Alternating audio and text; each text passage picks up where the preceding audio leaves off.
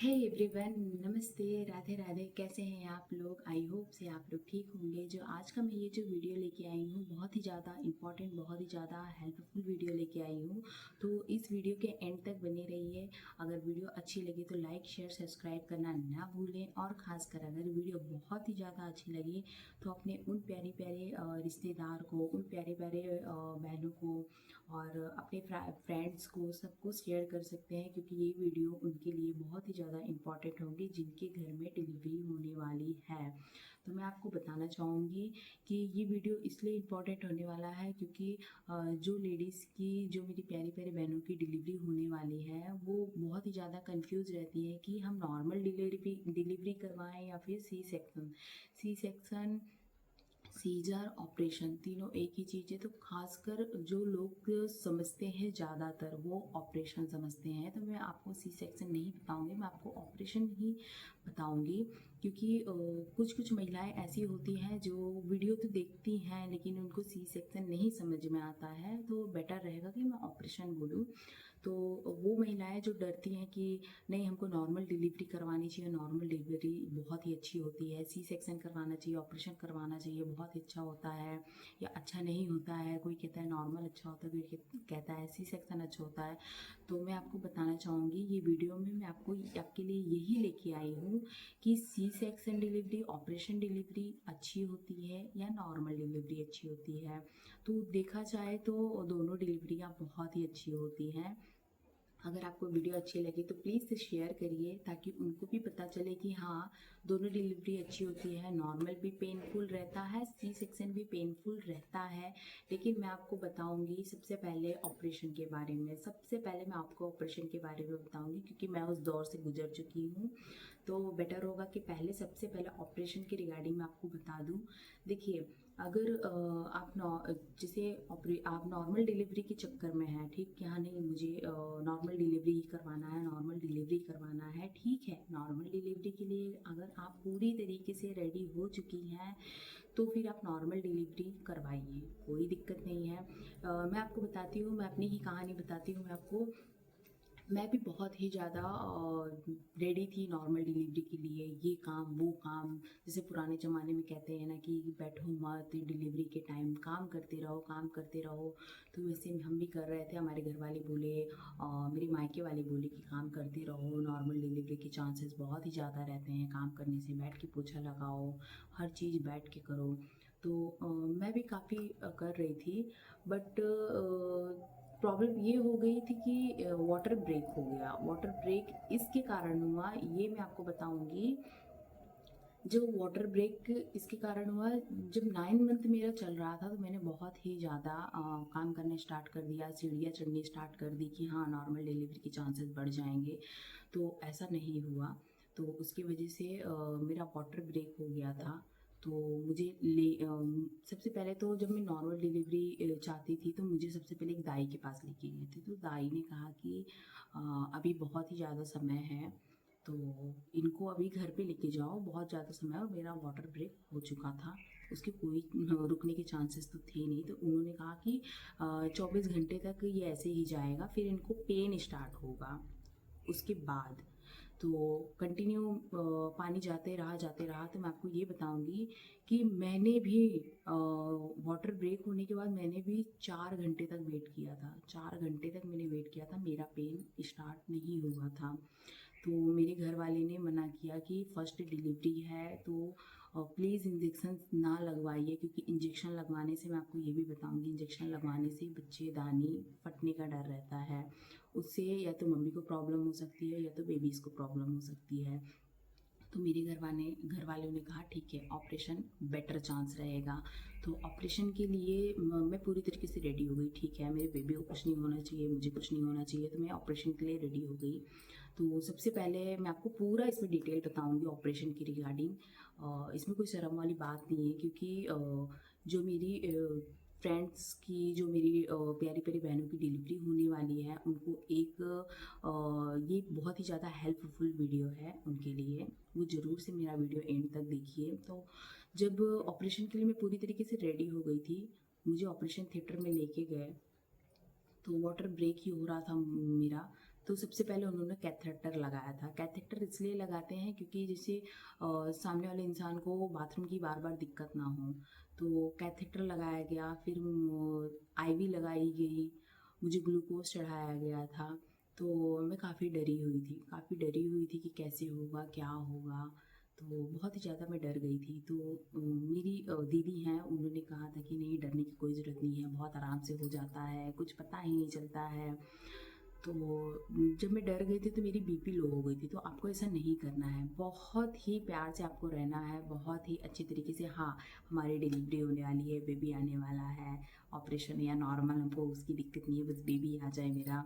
और जब उसके बाद जब डॉक्टर्स आए अंदर, तो डॉक्टर्स ने बस इतना पूछा कि आपकी ये पहली डिलीवरी है। हमने कहा हाँ पहली डिलीवरी है, बस इतनी ही बात हुई थी। तो उन्होंने मुझे बैठाया, उन्होंने मेरे कमर पे ना एक इंजेक्शन लगाए थे, जो इंजेक्शन सुनने के होते हैं। वो इंजेक्शन का नाम तो नहीं पता, लेकिन वो सुनने के इंजेक्शन होते हैं।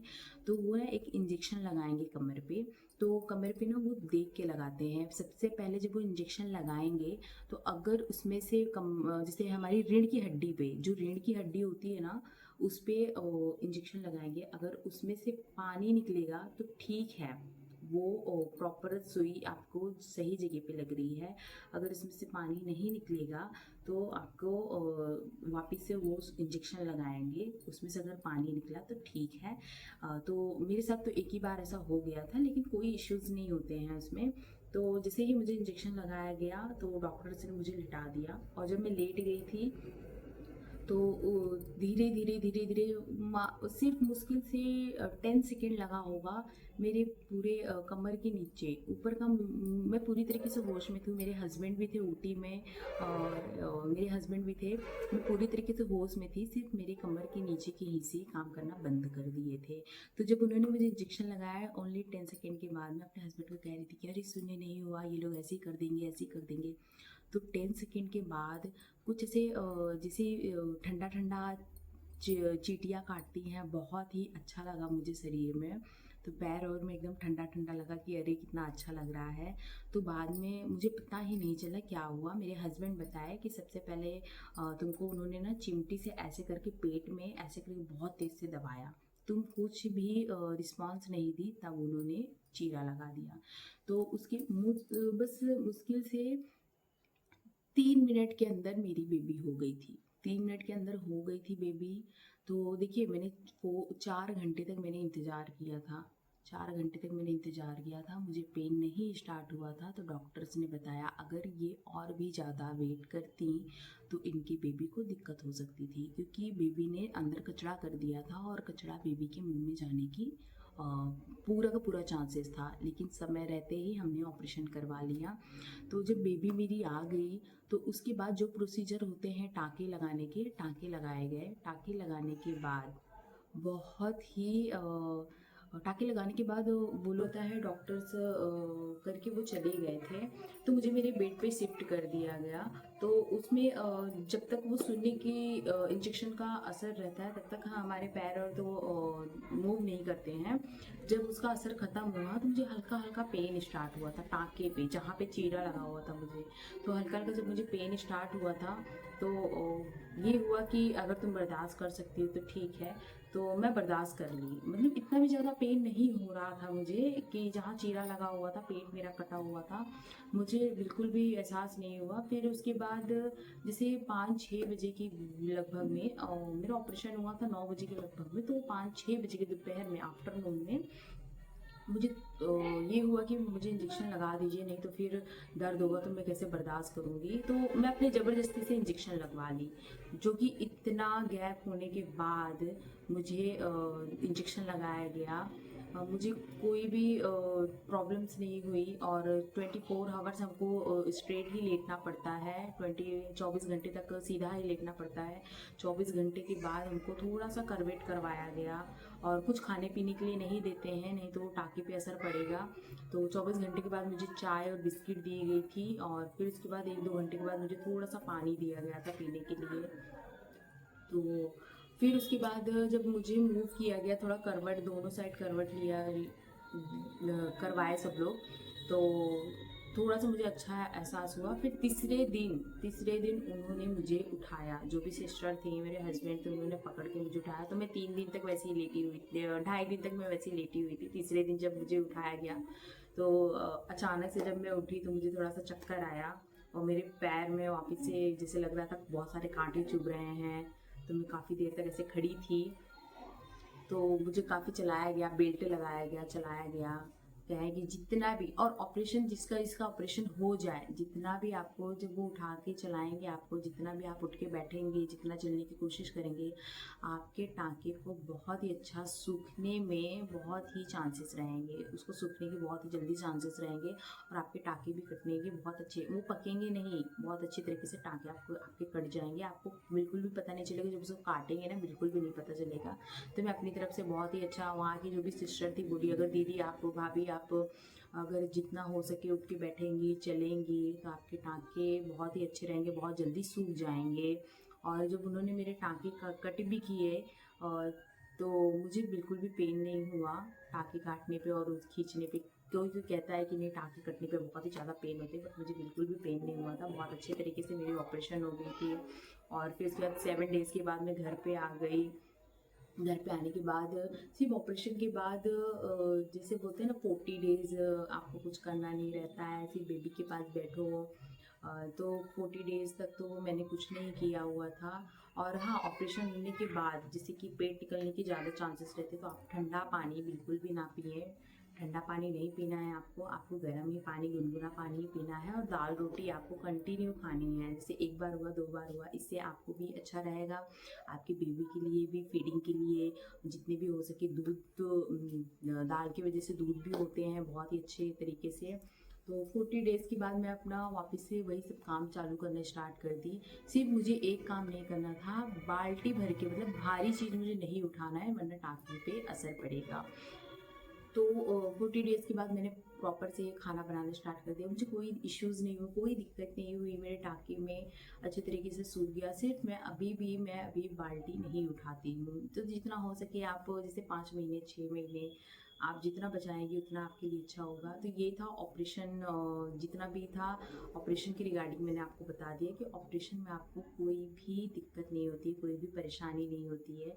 तो अगर डॉक्टर आपको सजेस्ट करे कि नहीं, आपकी ऑपरेशन होना आपका ज़रूरी है, ऑपरेशन से डिलीवरी होगी, ऑपरेशन से बेबी आएगा, तो आप बेझिझक ऑपरेशन करवाइए, बिल्कुल खुशी खुशी करवाइए, क्योंकि ऑपरेशन से आपको कोई भी दिक्कत नहीं होगी। सिर्फ जो भी औरतें रहती हैं घर की, वो डराती हैं कि अरे ऑपरेशन हो जाएगा, कैसे होगा, कैसे नहीं होगा, फिर ज़िंदगी भर बैठना पड़ेगा, ऐसा है वैसा। ऐसा कुछ भी नहीं है। आप बस 40 दिन तक, आपको तो वैसे भी नॉर्मल डिलीवरी में भी 40 दिन आपको रेस्ट मिलता है, सीजर वाले में भी आपको 40 दिन रेस्ट मिलेगा। उसके बाद से आप थोड़े बहुत काम करना स्टार्ट कर सकती हैं। और बस आपको भारी चीज़ें नहीं उठानी है कि जैसे बाल्टी भर के उठा दिए दो, कुछ भी करो, ये वो नहीं करना है। तो ये था ऑपरेशन की जर्नी मेरी।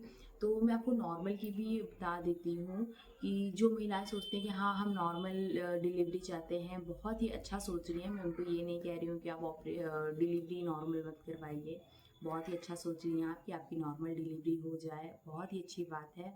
तो नॉर्मल डिलीवरी के लिए मैं आपको एक मोस्ट इम्पॉर्टेंट बात बताना चाहूँगी। अगर आप नॉर्मल डिलीवरी चाहती हैं, मैं उन प्यारी प्यारी बहनों से ही नहीं बल्कि उनके फैमिली मेम्बर से भी कहना चाहूँगी, अगर आप ये वीडियो देख रहे हैं ना, तो जैसे उस महिला का जैसे 8.5 जैसे कि 8 मंथ कंप्लीट हो चुका है, 8 मंथ कंप्लीट हो चुका है, 7.5 ही मंथ में कंप्लीट हो चुका है। तो उनको मैं यही बोलूँगी, यहाँ जोड़ के विनती है मेरी, उनको काम करने की सलाह मत दीजिए। अगर वो काम कर रही हैं, ठीक है, उनको खाना बनाने दीजिए, खाना बनाइए, लेकिन झुक के झाड़ू मत लगाने दीजिए, पोछा मत लगाने दीजिए। क्योंकि अब ऐसा हो गया है ना कि जो हमारे बच्चे रहते हैं, पेट में जो भी बच्चे रहते हैं, वो खसक के नीचे चले आते हैं, तो उनको बैठने उठने में प्रॉब्लम हो जाती है। तो इससे ना वाटर ब्रेक होने की ना बहुत ही ज़्यादा चांसेस हो जाते हैं, क्योंकि बच्चे का जो भार पड़ता है ना, वो सीधा का सीधा बच्चेदानी की थैली पे पड़ता है, तो वो ना फटने के चांसेस बहुत ज़्यादा हो जाते हैं। तो मैंने भी यही गलती की थी। नॉर्मल डिलीवरी के चक्कर में मैं बहुत ही ज़्यादा काम करती थी। मेरा 9 मंथ स्टार्ट हो चुका था। मैं बहुत ही ज़्यादा काम कंटिन्यू काम करती थी। तो इसकी वजह से जो भी बेबी थी मेरी नीचे खसक के आ गई थी, और ज़्यादा हैवी 3.5 किलो की बेबी थी मेरी, तो ज़्यादा हैवीपन होने की वजह से वाटर ब्रेक हो चुका था। तो आप लोग से मैं यही बोलूँगी, जैसे ही आपको 7.5 मंथ लगेगा ना, आप लोग काम करना बिल्कुल बंद कर दीजिए। और मैं आपको गारंटी के साथ कह रही हूँ, अगर आप नॉर्मल काम करेंगे, ज़्यादा प्रेशर नहीं डालेंगे कि हाँ ज़्यादा प्रेशर डालो बच्चेदानी का मुंह खुलेगा, नॉर्मल डिलीवरी होगी, इससे आपकी नॉर्मल डिलीवरी नहीं होगी, सिर्फ ऑपरेशन होगा। तो जो भी नॉर्मल डिलीवरी चाहती है, मैं उनके लिए यही बोलूँगी 7.5 मंथ के बाद आप काम करना बंद कर दीजिए। ठीक है, डॉक्टर्स भी आपको सलाह देते हैं, लेकिन आजकल के डॉक्टर्स जो सलाह देते हैं, आप एक बार उनसे मिलिए, उनसे बात करिए। वो भी आपको यही बोलेंगे कि जब आपका 8वां महीना चालू हो जाएगा तो आप काम करना बंद कर दीजिए। तो मैं तो 7.5 मंथ की बात कर रही हूँ कि ठीक है 10-15 दिन और प्लीज़ उनको रेस्ट दीजिए कि वो काम ना करें। नॉर्मल काम कर सकती हैं, लेकिन झुक के झाड़ू ना लगाएं, पोछा ना लगाएं, और हैवी चीज़ ना उठाएं। सीढ़ियाँ चढ़ना बंद कर दीजिए आप। 7.5 महीने के बाद सीढ़ियाँ चढ़ना बंद कर दीजिए, ऊपर नीचे करना बंद कर दीजिए। और अगर आप सीढ़ियाँ चढ़ रही हैं तो जाहिर सी बात है बेबी नीचे आएगा और वाटर ब्रेक हो जाएगा।